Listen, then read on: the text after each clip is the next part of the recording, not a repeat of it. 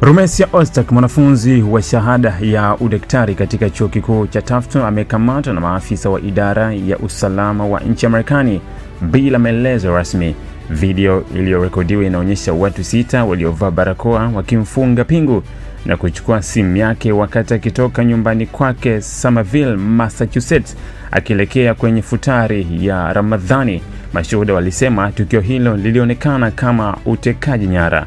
DHS inadai kuwa visa ya Ozturk ilifutwa kwa sababu ya kuhusika katika shughuli zinazodaiwa kuunga mkono Hamas, ingawa ushahidi wa madai hayo haujawekwa wazi. Ozturk amekuwa mshiriki hai wa harakati za kutetea Palestina na aliwahi kuandika makala inayokosoa msimamo wa chuo hicho kikuu kuhusu masuala ya Palestina. Chuo kikuu cha Tufts kimesema kimeshtushwa na kukamatwa kwa Ozturk na kikufahamu kuhusu hatua ya mapema. Wanasiasa kama mwakilishi wa Marekani Ayanna Pressley na Senator Elizabeth Warren wamekosoa vikali kukamatwa kwake, wakisema ni ukiukwaji wa haki za kiraia na kikatiba.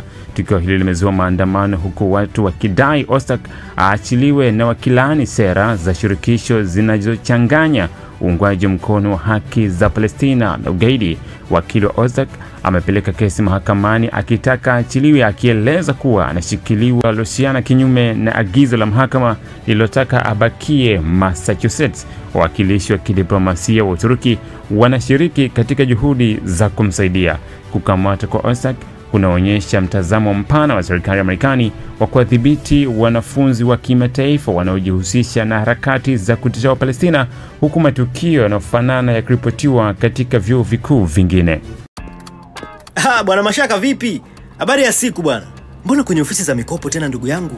Ndugu yangu Clever, mikopo inanitoa roho. Vipi wewe kwenye madini? Mimi niliachana na hiyo kazi, maana kwanza mgodi uko mbali sana. Alafu gharama za uendeshaji mitambo kwa dizeli zilikuwa juu mno. Ndugu yangu pole sana. Kweli tulipata shida kwa muda, lakini tulipoletewa nishati ya umeme na serikali ya awamu ya 6, imekuwa ni suluhisho kwa changamoto zote hizi. Serikali ya awamu ya 6 kupitia REA imefanya kazi kubwa kuleta umeme hadi mgodini. Sasa hivi hatutumii tena mafuta. Mashine zinafanya kazi ya kuchota maji na mchanga kwa ufanisi mkubwa. Gharama za uendeshaji zimeshuka. Tunatumia teknolojia nzuri kwa unafuu.